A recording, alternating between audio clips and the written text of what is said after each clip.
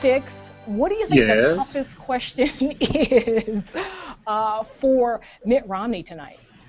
Well, I think Ezra's got it right. I mean, I do think that at some point Mitt Romney is going to have to say, I think Barack Obama may put it broadly, he may put it specifically, but I think what he is going to say is, what would you do? What would you do if you were president of the United States? Because, again, Mitt Romney does not want it. No politician who's running in against an incumbent wants to talk in detailed specifics, because the problem is very difficult. If the fiscal cliff was easily solved, I mean, it's difficult politically speaking. They don't want to talk in specifics because they know as soon as they start talking in specifics, it gives the other side ammunition to pick apart their argument. But I do think that is where both Romney needs to prove himself and Obama feels he's on his strongest ground, which is to say, you may not love everything that I did the last 4 years. We tried our best. Things may not have worked exactly as we thought, but we have plans. I'm being honest with you. This is where we're headed. This is where we've been. This is where we are. This is where we're headed. What can Mitt Romney tell you that he would do specifically, differently, to put us in a better place? Not just, look, we're going to make sure the private sector grows more.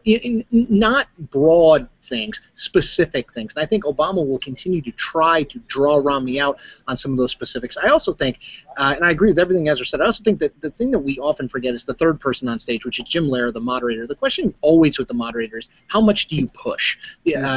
Folks always want the media moderator to push hard, to force them to answer specific questions, to say, this, you didn't answer it, you didn't answer it. How far does Jim Lehrer push?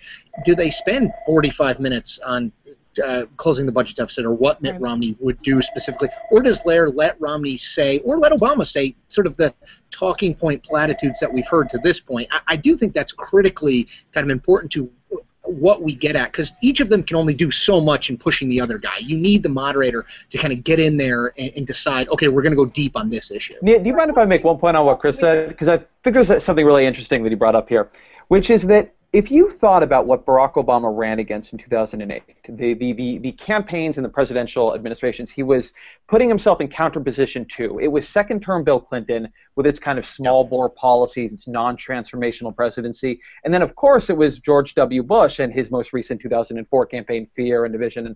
And if you look at the if you look at what he is yoked to this year, the Obama campaign is yoked to, in terms of philosophy, it is second-term Bill Clinton. It is a kind of compromises and this sort of smaller bore, completely realizable efforts that have begun to define Obama's policy, which is, of course, is why Clinton gave that keynote speech. Then if you look at the nature of this campaign, when Chris says, you may not like everything I've done, and you may not even like everything I'm going to do, but you know what I'm going to do, and you're not really sure what this other guy is going to do, this kind of flip-flopping guy from Massachusetts.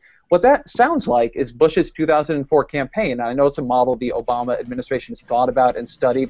And it is, to me, just a sort of remarkable historical irony that sort of after the Change campaign of '08, where this was supposed to be different than anything that came before, you really have, in a very important way, the sort of the second-term Clinton and the second campaign of Bush informing the Obama campaign and administration's effort in a very, very deep fashion. It's so devil you know versus devil you don't, which is the exact opposite of '08. I mean, there's no, it's kind of like, the bad things you think about me. You can't even imagine the bad things about this other guy.